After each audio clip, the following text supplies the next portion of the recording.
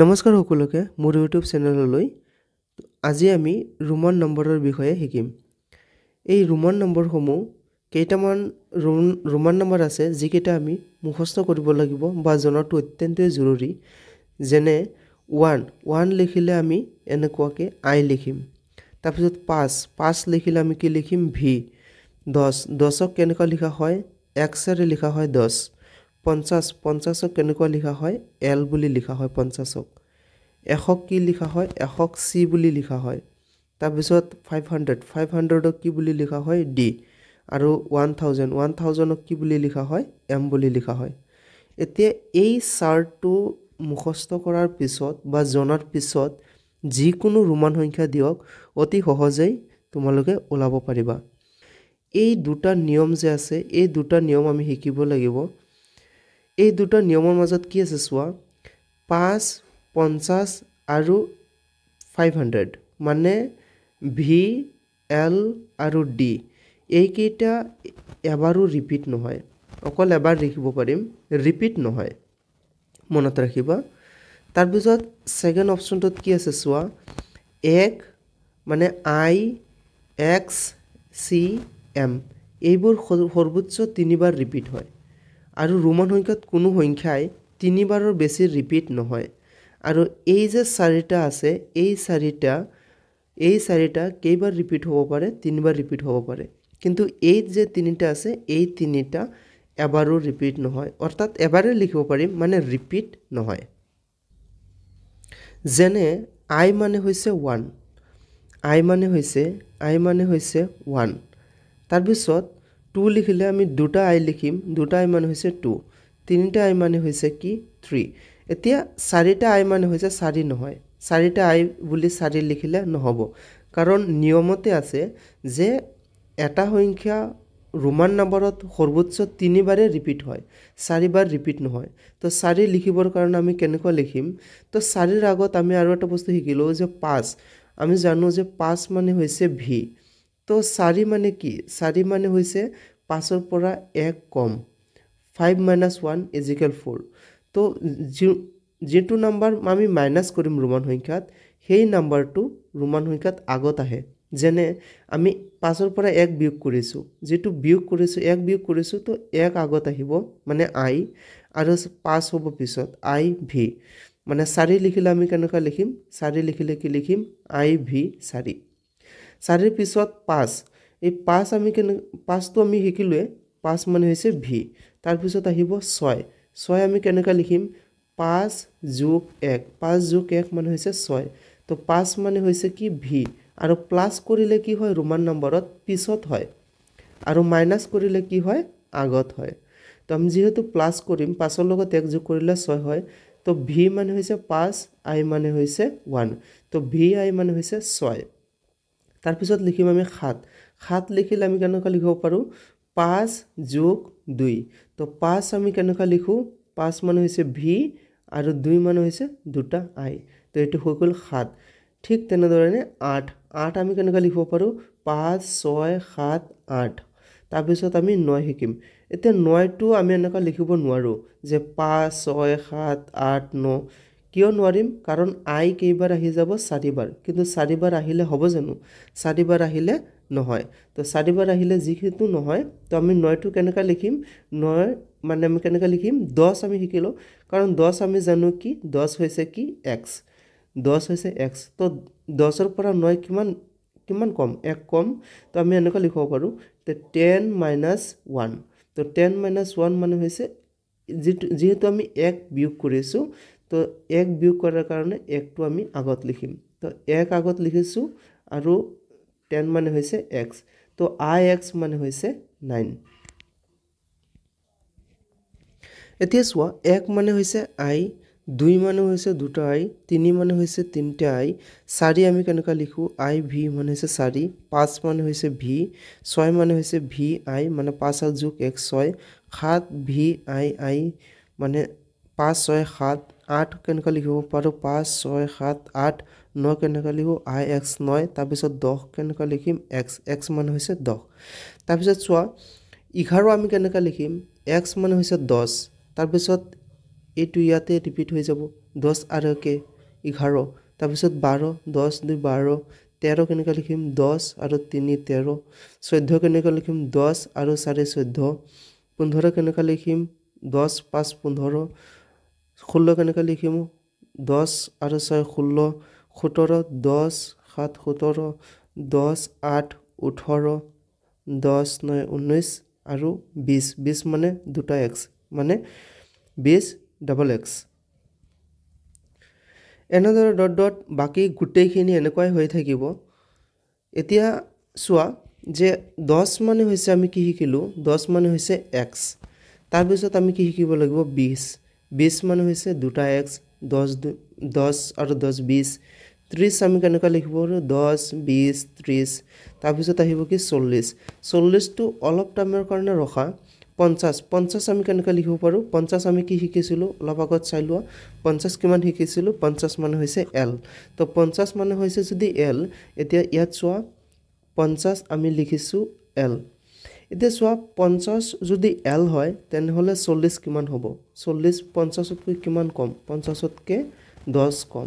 হয় নহয় তো 10 যদি কম হয় যে কম যেটো থাকে যেটো মাইনাস কৰা হয় হেতু ৰোমান সংখ্যাত আগত লিখা হয় তো 10 মানে হৈছে x আৰু কিমান আছে পিছত 50 তো xl মানে কিমান হৈ যাব 40 50 মানে হৈছে l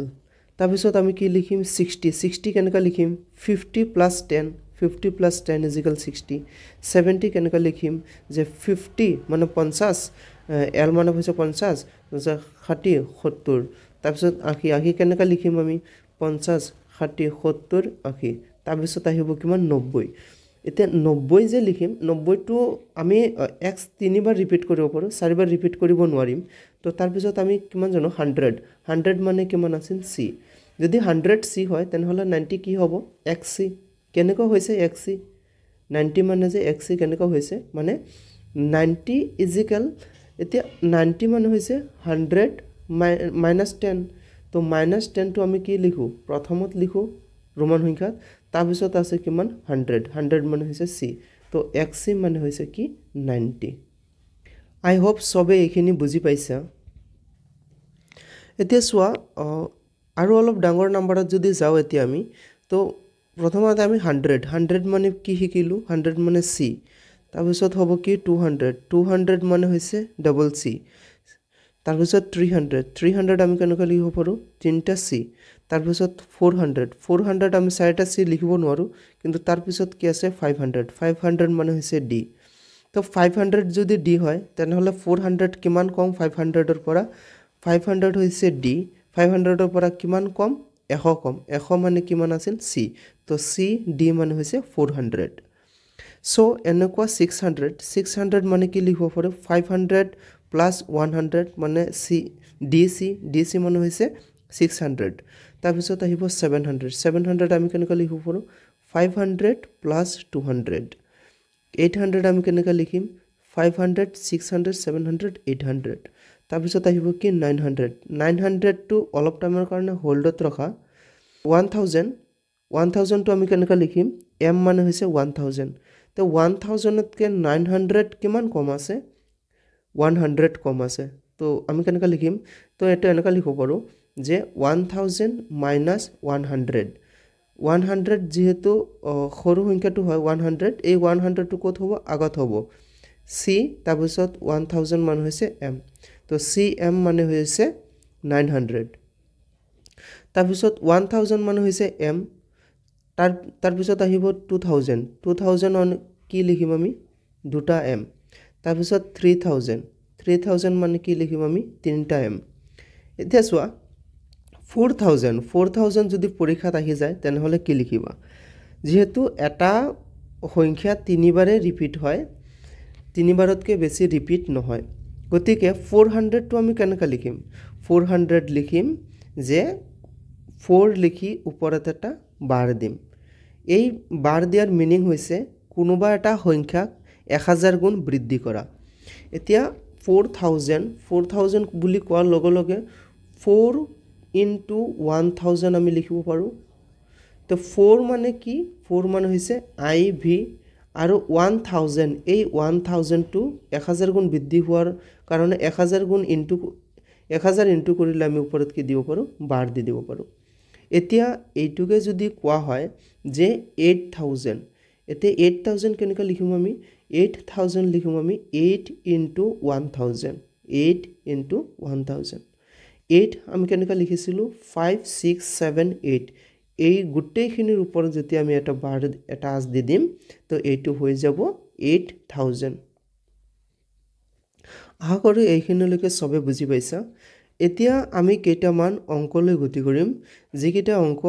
গুটেইখিনি সামৰি ল'ব ধৰা তোমালোকৰ পৰীক্ষাত এনেকুৱা আহিছে 724 এইটো ৰোমান সংখ্যাত লিখিব লাগে তো এইটো কেনেকৈ ৰোমান সংখ্যাত লিখিবা প্ৰথমত আমি কি লিখিম 724 700 প্ৰথমত 700 লিখিম প্লাস তাৰ পিছত কিমান লিখিম 20 লিখিম তাৰ পিছত কিমান লিখিম 4 লিখিম তো এইটো আমি এনেকুৱা ভাগ কৰি ললো তো 700 টুক আমি সাইডত যদি অলপ ভাগ কৰিলো যে 700 মানে কি আছিল যে আমি 500 জানো যে 500 প্লাস 100 প্লাস 100 এতিয়া 500 মানে কিমান আছিল 500 মানে d 100 মানে c 100 মানে c মানে d c c মানে হৈছে 700 তো আমি ইয়াত কি লিখিব পাৰো d c c 700 তাৰ পিছত আছে কিমান 20 মানে কিমান আছিল 10 plus 10 তো 10 মানে হৈছে x আৰু এটা 10 আছে x ডাবল x মানে হৈছে 20 তো ইয়াত আমি কি লিখিলো 20 তাৰ পিছত কিমান আছে 4 তো আমি জানোৱে যে i v মানে হৈছে কি 4 তো এইটো হৈ গল 724 ৰ आंसर তো 724 মানে আমি কি লিখিব পাৰো d c c x x i v এতিয়া যোৱা এডিআৰই পৰীক্ষাত এটা প্ৰশ্ন আহিছিল সেই প্ৰশ্নটো হৈছে 92 ৰ ৰোমান নাম্বাৰ কিমান এতে সোৱা 92 ৰোমান সংখ্যাত আমি কেনেকৈ লিখিম 92 কেনেকৈ লিখিম যে 90 প্লাস 2 এতে 90 কি শিকিছিলো যে 90 ইজিক্যাল কি আছিল 90 ডাইৰেক্ট নাই তো 100 আমি পাইছিলো যে 100 মানে হৈছে c 100 ৰ পৰা যদি 10 বিয়োগ কৰি দিও তেনহলে আমি 90 পাই যাম এতিয়া 10 মাইনাস কৰিছো তাৰ মানে 10 মানে হৈছে x আৰু 100 মানে হৈছে c তো xc হৈ গল 90 তো 90 আমি কি লিখিম xc আৰু 2 মানে হৈছে দুটা i তো এইটো হৈ গল 92 হৈছে xc ডাবল i এইটো আছিল কারেক্ট आंसर এতিয়া সোৱা এই নাম্বাৰ কেইটা বলক আমি সলভ কৰিব ট্ৰাই কৰো এতিয়া 457 এইটো আমি কেনেকৈ লিখিব পাৰো 400 plus 50 plus 7 এতিয়া সোৱা 400 মানে কি আছিল 400 মানে আমি জানো যে 500 মানে কি আছিল d আছিল তেনহলে 400 কিমান হ'ব 100 কম হ'ব 100 মানে কি আছিল c আৰু d cd মানে কিমান আছিল 400 যদি cd 400 আছিল তো 400 ৰ জায়গাত আমি কি লিখিব পাৰো cd তাৰপিছত 50 মানে হৈছে l তাৰপিছত 7 মানে 5117 5i7 তো এইটো হৈ গল 457 ৰ आंसर এতে সোৱা 943 কেন কৰলাব যে 900 plus 40 plus 3 এতে সোৱা 900 কি শিকিছিলো যে 1000 মানে কি আছিল m আছিল তো 900 আমি কেনে ক'ব পাৰো 900 মানে হৈছে যে 1000 ৰ পৰা আমি কিমান বিয়োগ কৰি দিম 100 বিয়োগ কৰি দিম তো 100 মানে হৈছে c আৰু 1000 মানে হৈছে m তো cm হৈছে 900 আমি কি লিখিব পাৰিম cm তাৰপিছত 40 মানে কি আছিল 50 মানে কি আছিল l তাৰপিছত 40 কেনেকৈ হ'ব মানে 50 ৰ পৰা 10 বিয়োগ কৰি দিম তো 10 বিয়োগ কৰিলে x আৰু 50 মানে হৈছে l তো xl মানে কি হৈছে 40 ইয়াত কি লিখিম আমি xl তাৰপিছত কিমান আছে 3 মানে 3টা i এইটো হৈ গল 943 ৰ आंसर তাৰপিছত আছে কিমান 589 500 80 9 এতে সব 500 মানে হৈছে d 80 মানে হৈছে 50 60 70 80 হৈ গল তাৰপিছত 9 আমি কেনেকৈ লিখিছিলো ix মানে হৈছে 9 এটো হৈ গল 589 ৰ आंसर 472 কেনেকৈ ওলাবা যে 400 প্লাস 70 প্লাস 2 তো 400 মানে এইখিনিত আছিলে 400 মানে হৈছে CD ইয়াত আমি কি লিখিম CD তাৰপিছত 70 মানে কিমান লিখিম 50 প্লাস 20 50 প্লাস 20 আৰু 2 মানে কিমান আছিল দুটা I এতিয়া সোৱা 1919 এইটো আমি সলভ কৰিব লাগে সো 1919 ইজিক্যাল আমি কি লিখিব পাৰো 1000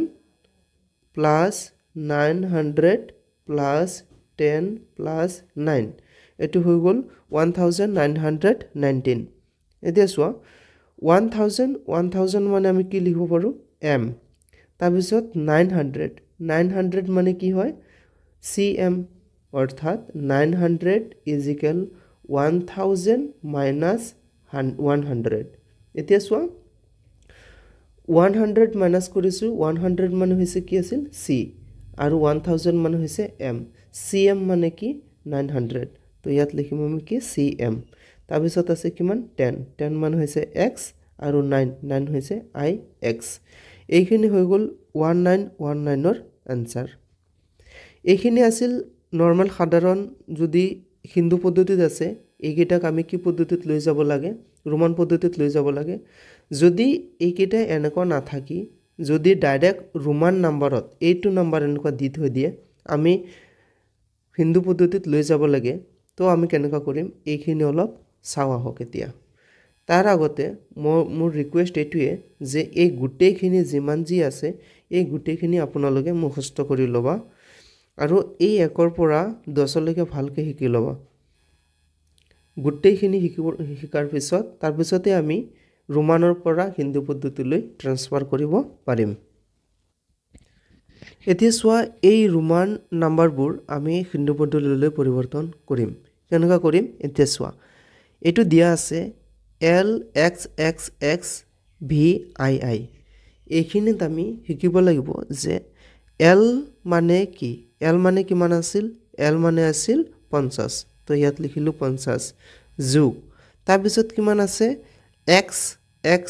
X তো তিনিটা X মানে কি হৈছে 30 তো ইয়াত আমি কি লিখিব পাৰো 30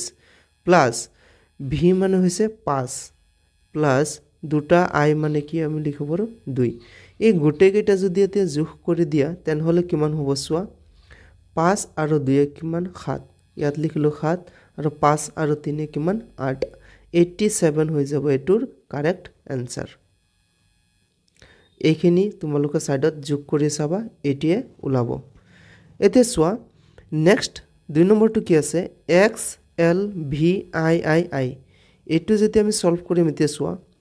x আছে তাৰ পিছত কি আছে l আছে এইখিনি এটা কথা মন কৰিবা যে এই l মানে কি আছিল l মানে হৈছে 50 তাৰ আগত কিমান আছে 10 x মানে 10 যদি আগত সৰুটো থাকে তেনহলে আমি কি জানো যে 50 বিয়োগ কৰিছে এটো মানে 50 ৰ পৰা 10 বিয়োগ তো এটো আমি এনেকৈ লিখিব পাৰো যে যেহেতু এটো ডাঙৰটো পিছত আছে আৰু সৰুটো আগত আছে তো এটো 10 মাইনাস হ'ব বা যিমান থাকিব হিমানে মাইনাস হ'ব এতিয়া সো ডাঙৰটো যেহেতু আগত আছে এই পিছত আছে তো ডাঙৰটো আগত লিখিলো l মানে কিমান হৈছে 50 50 ৰ পৰা কিমান বিয়োগ হ'ব এটো আগত আছে x 10 বিয়োগ হ'ব এইখিনি আমি ব্র্যাকেট দি ৰাখি দিলো তাৰ পিছত কি আছে তাৰ পিছত আছে VIII প্লাস V মানে হৈছে 5 প্লাস 3টা I মানে কি লিখিব পাৰো 3 এতিয়া সোৱা 50 ৰ পৰা 10 গুছি গলে কিমান হ'ব 40 যোগ তাৰ পিছত 5 আৰু 3 কিমান হ'ব 8 গুটি কেটা ক্যালকুলেশন কৰাৰ পিছত কিমান হ'ব 48 হৈ যাব এটোৰ কাৰেক্ট आंसर তাৰ পিছত নেক্সট সোৱা এটো কিমান আছে LIV এটো কি হ'ব সোৱা L মানে কিমান হৈছে L মানে হৈছে 50 প্লাস IV মানে হৈছে কি 4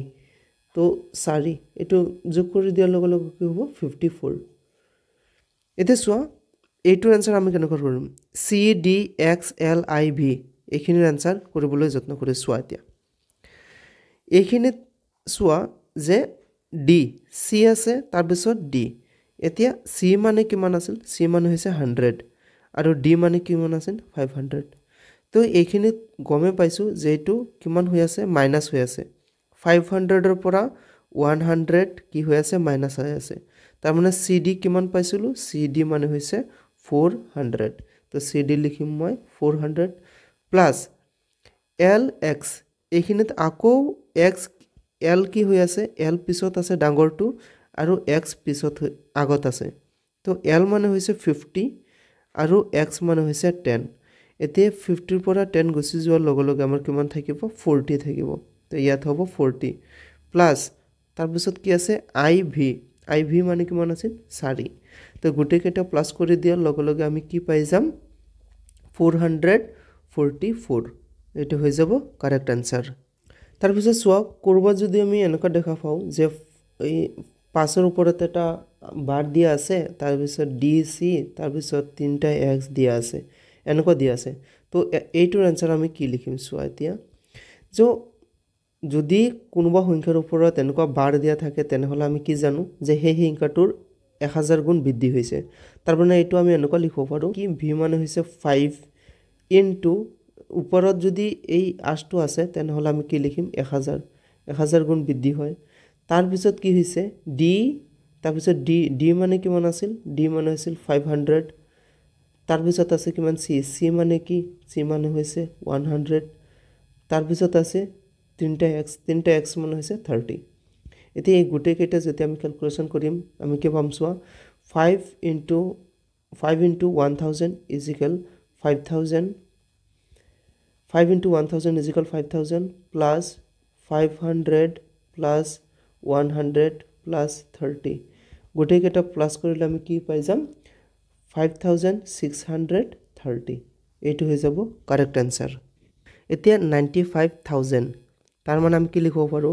95 into 1000 is equal 95000 তাৰ পিছত 428 plus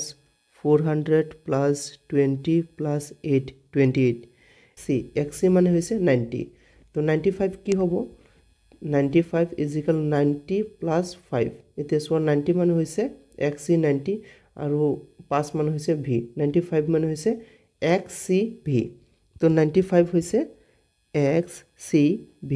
এই গুটেইখিনিৰ ওপৰত আজ দিয়াৰ লগে লগে এইটো কি হৈ গল 95000 এইখিনি হৈ গল তাৰ পিছত আছে কি 400 মানে কিমান আছিল যে 500 মানে d তাৰ পৰা কিমান কম 100 কম তাৰ মানে cd মানে হৈছে 400 20 মানে হৈছে দুটা x তাৰ পিছত 8 মানে আমি কি লিখিব পাৰো 5 6 7 8 এইটো হৈ গল এইটোৰ 95428 ৰ आंसर এতিয়া ধৰা এটা ৰোমান নাম্বাৰ লও যেনে LXXVI এই নাম্বাৰটো আমি সলভ কৰিব লাগে এতিয়া আমি এই নাম্বাৰটো সলভ কৰিবৰ কাৰণে আমি কি লিখিম যে L মানে হৈছে কি 50 প্লাস XX মানে হৈছে 20 প্লাস VI মানে হৈছে 6 এই মানটো যদি আমি প্লাস কৰিম প্লাস কৰাৰ সময়ত প্লাসে কৰিবা কিছুমান লৰাছোৱালীয়ে কি কৰি দিয়া এই ইয়াত 50 লিখিব তাৰ পিছত 20 লিখিব তাৰ পিছত 6 লিখিব যদি কোনোবা এনেকা লিখিছে তেনেহলে ভুল সাবধান এখিনিত তো প্লাস কৰাটো সবে বুজি পায় প্লাস কি কৰিব লাগে হয়নে আহা কৰিছো সবে বুজি পাইছা যদি বুজি পাইছা তেনেহলে এইকেটা আছিল আপোনালোকৰ হোমৱৰ্ক তো পাৰিলে কমেন্ট কৰি জমা দিবা হোমৱৰ্কখিনি কৰি Thank you everyone for watching my video.